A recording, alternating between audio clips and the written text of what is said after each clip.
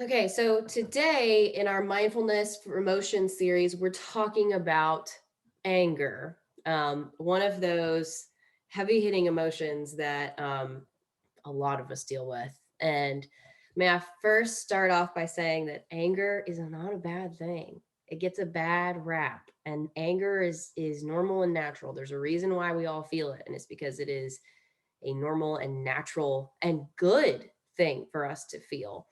The issue comes when we act on our anger negatively. There's good anger, there's righteous anger, and then there's anger where we make choices that then have some not so great consequences. So that's what we're dealing with. So a lot of mindfulness, but also a lot of just like tips and tricks to help you when it comes to being angry. You're going to be angry in your life. So let me first tell you that anger has a purpose. And the purpose of anger is to make you stop and say, I need to stop. And not like make you stop doing something, but to like make you take a pause because some sort of boundary has been crossed. And that's why we're getting mad because somebody or some situation has crossed a boundary and we need to stop and consider what's happening. And think about what exactly are we having an issue with. What are some things that can come out of anger that are good? You can go ahead and drop that in the chat. If you could think of things that are like, okay, anger is good because it blah. Just go ahead and tell me in the chat what you think maybe some good things that come out of anger are. We talk a lot about the bad things, and people will tell you you need to chill out and don't let anger get the best of you. True, true, true. But what are some things that are good that come out of anger? And I'll give you a second to come up with those, and I'll watch the chat to see when they come in. Um, so before we dive into like how do I manage my anger, we're going to talk about like what even is anger. Because in order to better manage your anger, you have to better understand what anger is. So in the chat, I've got so you're not bottling up your emotions. Absolutely, anger allows us to have a place to vent our emotions instead of keeping it inside. It's a way for us to express, hopefully in a good way, that something is not okay with us. And it can inspire change. So yeah, we're talking about like righteous anger. Like if you're seeing a big issue, a whole group of people is being mistreated, that can make people angry. And so then they can go and use that anger to create momentum, to create positive change. So anger is a good thing. Anger is a good thing if it's used correctly. It also helps us to identify when we are being mistreated and when we are not okay with something. You see somebody not treating your friend right and that makes you mad. Well, that's on purpose because that was a boundary that got crossed. That person was disrespected and that's not okay. So first off, we have to change how we relate to anger. Anger is not in and of itself a bad thing. There's a saying that I like, which is it's okay to be mad. It's not okay to be bad. So it's okay to be mad. It's not okay to be bad. So it's like what you do with your anger is important. But I also know that it's really hard when you get angry to stop and think and do the right thing. That's so, so, so hard. But I'm going to try to tell you some things that you can do. First off, it takes a lot of practice. It takes a lot of practice to get things right. And you're going to mess up. And you're going to mess up. There are going to be times when you lash out and you say something you don't want to say. And you just got to learn from it and grow from it and be mature and say, guess what? I shouldn't have done that. I was angry. I was angry because of whatever, but I shouldn't have done that. So give me just 1 second. I'm going to let some. I just started the recording again, which don't worry, none of y'all are on the screen. So no worries. It's just on me. I'm going to show you some things that you can do the next time you feel angry. Okay. So, first thing is here is a breathing technique. And I picked this one on purpose because it does have a little bit of movement and I kind of like it for when you're getting mad. So let's say you're getting really mad and you're really in your feelings. I like this one because it's a finger flicking one. So you're not flicking somebody off. That's not what I meant. It's just a way to kind of like flick your breath away. Okay. So the first thing you do is when you inhale, you slide your thumb down one finger and then you exhale and you flick it away. Next finger, you slide as you inhale and you flick it away. I like this one because like sometimes you just got to have a little bit of a physical motion when you're mad. Okay, so that's how you would do it on one side. You do it with all 8 fingers because you're not counting your thumbs, right? So let's do this hand together. You're going to breathe in, slide that thumb up the finger as you inhale, flick and exhale. Like you're flicking whatever it is away that's making you mad. Inhale, slide the thumb up, Exhale, flick it away. Inhale, slide the thumb up. Exhale, flick it away. Inhale, slide the thumb up. Exhale, flick it away. Beautiful. So that's the first thing I would teach you, is because breath, again, we talked about this with the anxiety when we did the other day. Breath is really going to get you back into your body instead of like up in anger land where you're like, I'm about to lose control. Got to bring yourself back under control. And I know this is so much easier to say than it is to do. And like I said, you're going to mess up. You're going to be times when you lash out and you do something goofy because you were mad. It is what it is. But the mature thing to do is to learn from it and just try to address it earlier next time so that you don't let it get the best of you. Okay. We don't want our anger to control us. We want to control the anger, right? And I'm not saying get rid of the anger. You can use it. It's there for a reason, but you want to be in the driver's seat. You don't want the anger to be in the driver's seat. Okay. The next thing you can do is, people say count to 10. I don't like that one so much, but I will tell you one counting one that you can do is you're going to count by sevens. And so you're going to sit there and you're like, ew, math, but I'm telling you that there's a reason for this. If you're mad, start counting up by sevens just until you start to feel calm again. 7, 14, 21, 28, 35. Okay. And then that's where my math facts are gone for the day. But you can just keep going until you start to feel more calm. Here's why.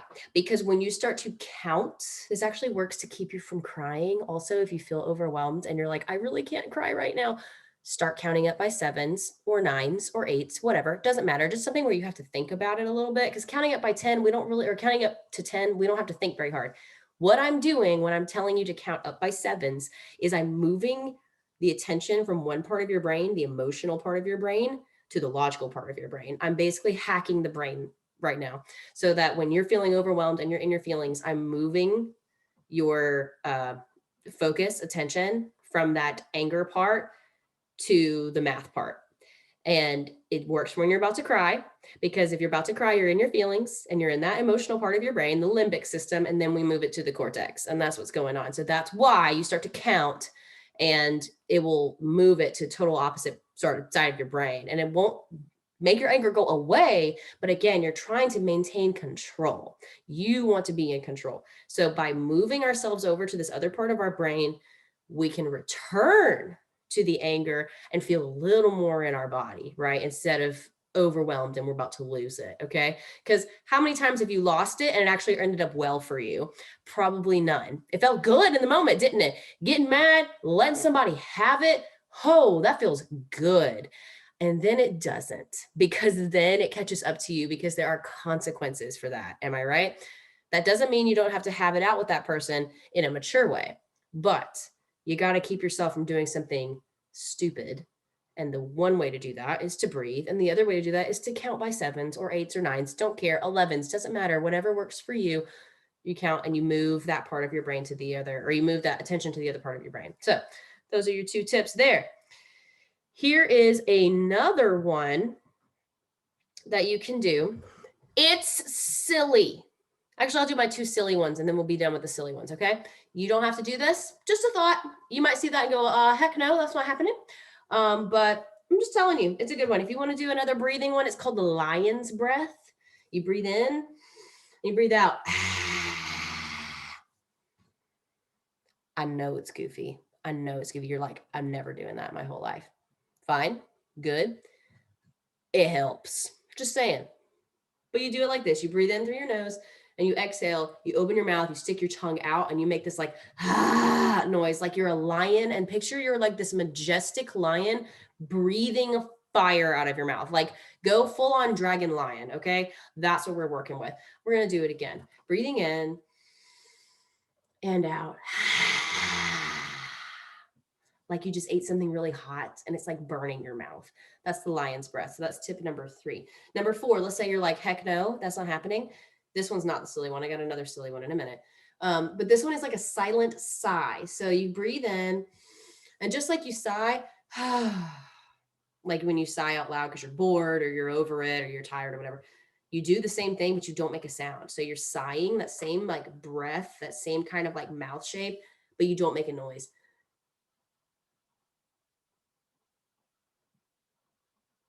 it restricts your exhale and again, helps you to calm down. So I just gave you 3 different breathing techniques, your finger flicking, your lion's breath, which I won't do it again because you guys are probably like, lady, I get it. And then the silent sigh. So you breathe in, do it with me, do it with me. Breathe out, breathe out, breathe out. All right, here we go. Breathe in and sigh, but don't make a noise.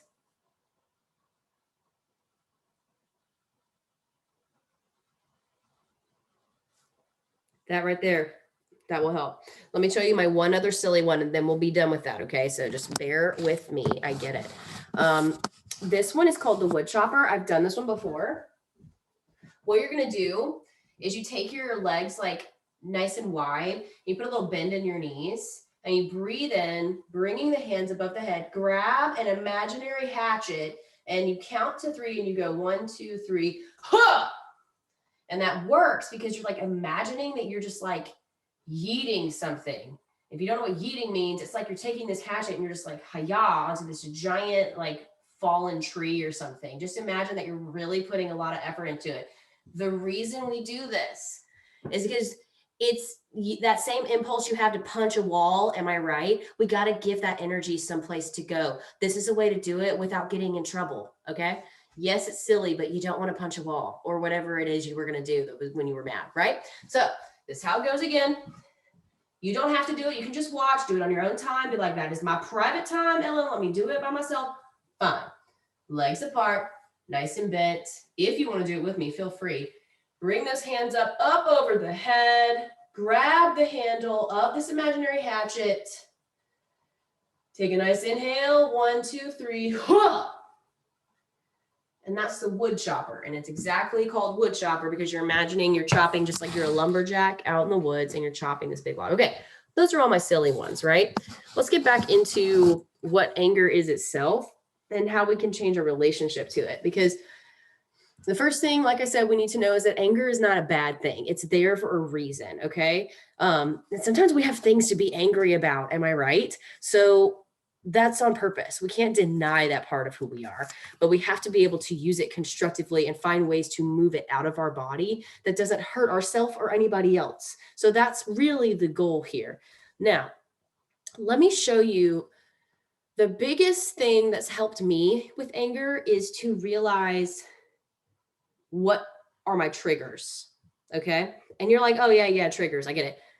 Stop just for a second, because it might be different than what you're thinking. If you're like, this person in my class is a trigger for me, I don't like that person, I urge you to think differently about that, because it's not the person themselves, it's what they do that gets on your nerves. So I'll go ahead and tell you one of my personal triggers. One of my personal triggers that makes me angry, and there are people in my life who do it, and I used to think it was about the person, but it's actually about the thing they do. And that's what you have to realize. It's not this entire human makes me upset. It's what they do makes you upset. So people would do this to me and it would set me off like that, like done.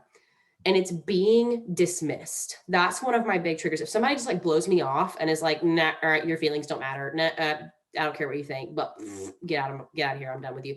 If I feel like I've been dismissed, immediate trigger. And there are people in my life who do, or at least did that a lot. And so that is why I would have an issue with this person. But I didn't really have an issue with the person. I had an issue with what they did. So you need to figure out, and this is hard, y'all. This is so hard. You have to figure out what are your triggers, your real triggers, not this person is a trigger, but being disrespected could be a trigger, feeling dismissed, feeling, condescended to. If you don't want condescended to, maybe somebody treats you like a child. They don't respect your maturity. They don't respect your experience. That could be a trigger. So I'm going to have a list of them, which I thought this was really interesting. So I'm gonna go ahead and pull this up because I thought this was fascinating, and you might find that there are some here that you can relate to. But I do urge you to figure them out on your own. So feeling tension in your neck or just feeling hot. Like some people, it's as simple as in my body, I don't feel comfortable. I'm hot in this room and that makes me feel really just worked up. Raising your voice or having someone raise their voice to you. It doesn't even have to be the person. It could be anytime somebody starts to take a tone with you because you're feeling disrespected or you feel like you've got to go on the defense. Am I right? There's your trigger. Stonewalling. So when people stonewall, if you're not sure what that means, it basically means they just shut down and they start ignoring you. So if you're trying to have a conversation, I had people in my life who would do this, and again, it goes back to that whole dismissed thing. I felt like they were just dismissing me, but also it's like they were like, we would be in the middle of a conversation and it's getting kind of like into a heated conversation, and they would just shut down and pretend like I wasn't there anymore. First of all, extremely disrespectful. Second of all, not okay. And also really kind of toxic, not good. So if people do that to you, that could be one of your triggers. Sighing frequently and loudly, feeling threatened. You could get angry when you're actually feeling afraid. So if you're feeling like you're unsafe in a situation, you could lash out the other direction and get mad instead. Feeling jealous, feeling fear, feeling irritable. It could even be lack of sleep. It could be I get mad when I'm not sleeping very well. Fantasizing about revenge or aggression. So if you're thinking about getting revenge on somebody a lot, then that's obviously going to beget to more angry feelings because you're sitting with it. And the same thing is ruminating. If you don't know what ruminating means, it means sitting and kind of, actually ruminating means chewing on, but it's like your brain is chewing on something over and over and over again. And it's like you're thinking about something that made you mad and you're reliving it and you're replaying it over and over and over and over again. And I mean, it's okay to process stuff, but if you start thinking and rehashing the stuff that made you mad over and over and over, that's not good. So we got to let that go. So that's my biggest thing. Like if I leave you with nothing else today, I want you to know that anger is not a bad thing.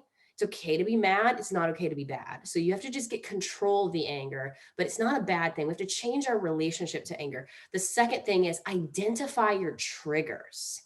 Mindfully look at your anger with curiosity, okay? Look at your anger like, I'm feeling angry today. I wonder why that is. Anger's not a bad thing. Let me figure out what's going on. And just look at it like it's a little, like it's a rock and you're just studying it. Weird. I'm feeling angry today. How interesting. Look at that. Oh, that person also made me ill. Oh, every person I've talked to, I've been irritated with. I wonder if there's something bigger going on.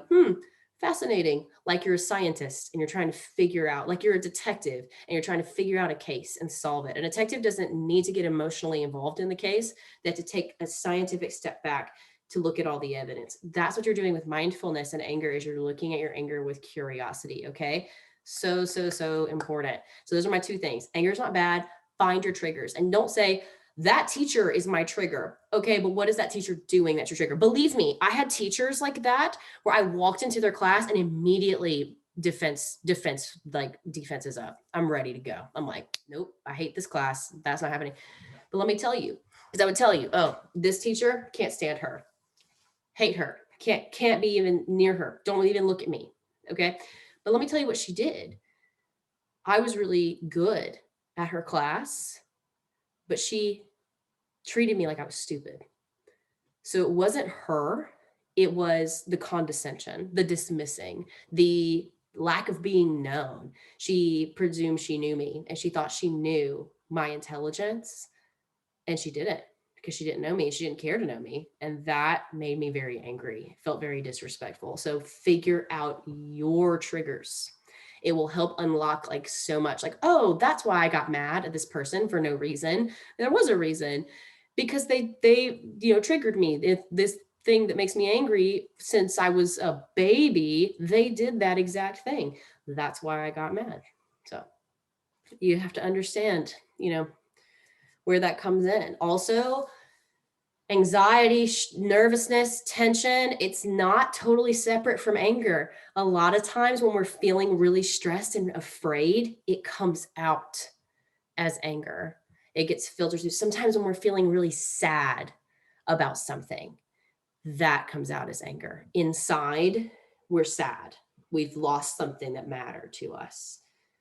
Outside, we can't show that vulnerability. It comes out as anger, right? Because it's just easier to show strength than the vulnerability, even though that is strength. So one more thing to show you, because you're like, okay, but I'm not angry. Let me show you what other feelings kind of fall into that category. So this is an emotion wheel. I love this thing. all emotions filter back into these just very few. Okay. So it's like really broad. And you're like, well, I'm not angry, but here are some ones you could be: dismissive, jealous. That falls into anger. See how it goes back there? That's a form of anger. Frustrated. That's little anger, because anger can be big, like rage, or it can be small, like irritated. Bitter, let down, anger. If somebody lets you down, that's a form of anger. Ridiculed, disrespected, betrayed. Anybody felt these before? Me. That's what it is to be a human being. Unfortunately, we live in this place where we're going to feel these things. We just have to make sure that we're in control of them and they don't control us, right? Skeptical, critical. We don't like it. Now, see, we'll talk about this too. But we got some other ones. I've also got bad. A lot of people, when I ask, especially teenagers, how you doing? Tired. It means you feel bad. You're not feeling good if you feel tired. Sleepy, out of control, rushed. Fearful. I feel threatened. I feel rejected. I feel weak. I feel insecure, anxious, scared. All of that, fearful. This also works the other way. So if you're like, I feel angry, but I don't feel like big mad. I feel little mad. Okay, well, you could use the feeling to be able to help give you the word you were looking for, right? So, okay, I'm not big mad, but I'm frustrated. Or I feel bad, but not like bad. I feel bored. I feel stressed. It's helpful to give you language you may not have either. So I feel helpless, frightened, all of this, so helpful to have this wheel. But anyway, I wanted to show you that one of the biggest mindful techniques is to label your emotion, because then it actually, again, it is a brain hack. They've done studies where you feel something, and as soon as you're like, I actually learned this from the hostage negotiator. As soon as you get the person that they're negotiating with, like the terrorist, to say, I'm really mad about blah, everything kind of de-escalates. Because by labeling it, and they did study this too in actual like studies, not just with terrorists, like in the brain, they looked at the brain, the level of emotion went down just by naming what that emotion was, by saying, I feel frustrated, or I feel dismissed, or I feel betrayed, or I feel sad, I feel sleepy, I feel stressed. That reduces the bigness of the emotion, and that's going to help us be more in control of the anger. So, quick 30-second review. Number one, anger's not bad. It's okay to be mad. It's not okay to be bad. So we can't let anger control us. We have to control the anger. Number two, find your real triggers. What are your real triggers? Okay. Do the finger flicking whenever you need to calm down and flick some anger away. Do the lion's breath or the silent sigh. The wood chopper. If you need to imagine that you're chopping some big old, fallen tree in the woods because you're mad. Think about the emotion wheel and try to figure out what exactly am I feeling in my body. I'm trying to think if there's anything else. Counting up by 7s or 8s. I just gave you a lot of things. And the last thing I'm leaving you with is find where the anger is in your body. So for me, my anger is in my chest. I feel it, like my heart starts to race. I got clenched fist. Just notice the next time you get mad, you again, like a scientist, where am I feeling my anger in my body? I feel it in my face because it's getting hot, or I feel it in my breath because it's getting really revved up, or I feel it in my fist because I want to punch something. Just identify in your physical body where you feel your anger. It doesn't mean you can't be angry, but it is the goal not to get rid of anger. The goal is to control the anger. That's the goal. Okay.